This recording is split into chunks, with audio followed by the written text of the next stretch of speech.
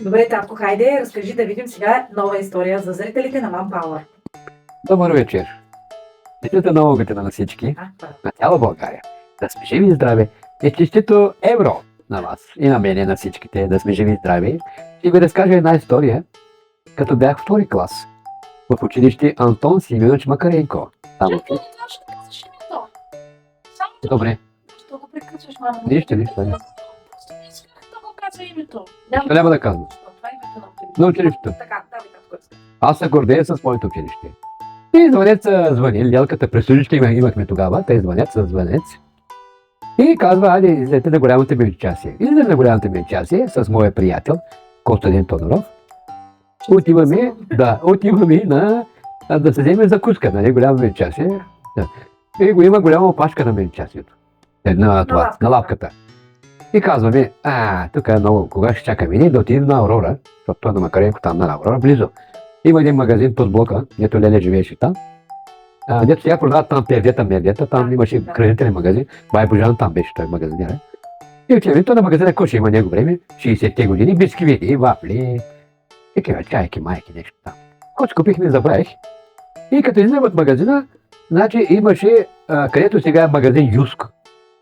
Зад магазина имаше един пансион за деца, които нямат родители. Покрива на пансиона пуши. Голям пушък има. И тогава, 60-те години, къде има телефон, къде. Сега ще се запали всеки момент, гори пуши. И гори то пуши. И ние, къде се сетихме да отидем сега, където е Kaufland в момента. Там беше електрометал, завод електрометал беше. Отиваме там, не знаем на всички предприятия на портала има телефони. Телефони има. Имаше телефони. Такива телефони, те се въртят. Не са шайба, така се върти отстрани. Те стари телефони. И отиваме там една жена на портала. Добър ден, Лелио! И тя вика, добър ден, кой иска ти жена? Да скара. Да викаме, Лелио, има пожар на пансиона, обадете се на бърза помощ. Бърза помощ, на пожарната.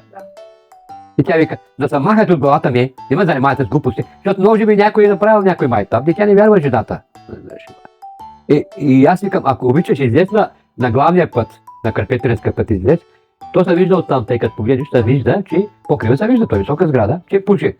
И тя излезе жената. Излезе и видя, Боже, наистина деца. Наистина. И се обади на пожарната. Пожарната, знаете ли къде беше? Където е сега театъра, където е за библиотеката там. Кинодоро стол. Маношно там беше. Пожарната там беше. И додаха хората веднага. И ние, нали, сме деца любопитни, че види да гледаме как гасят пожарникарите пожара. Училище ни забравихме. То е минало междучасието, между другото. И другия час почнал. И то, нали, всички сме... Издирват ли вас къде сте? Не издирват. Те просто писали отсъствие на нас. Учителката. И ние гледаме как се гаси пожара.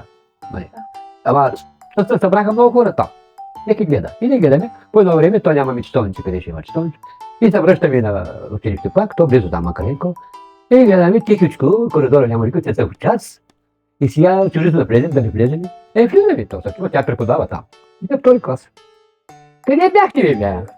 Къде ходите, бе? Защо закъснявате? Къде ти знам? И към ние другарко, тогава другарко, не е господа, другарко се казваше. Казваме, видяхме, че ще стане пожар, обадихме се, обясняваме как е. Тя не ни вярва. И кажа показалката. Потупит. За награди. И ни писа отсъствие. Те са на местата, бе, да. На местата. Мина 2 седмици, нали? Та и ние забравихме за тази случка вече, обаче всяка заран, цялото училище задължително се правеше гимнастика. Гимнастика спа, цялото училище. Преди да влезе в часовете, прави се гимнастика на двора на училището. И цялото училище прави гимнастика. Директора пред строя имаше един от пожарната. Не, той седи там. Друг път той не седи. Него един там седеше пред строя и един пожарникар там с него. Ама всякакъв чин имаше, нямам представа. И седя там. Свърши гимнастиката, цялото училище, той вика, всички да се останат по местата. И вади една бележка, нещо да отписа. Тя жена, между другото, дето се обадихме на портала, тя не записа имената на нас.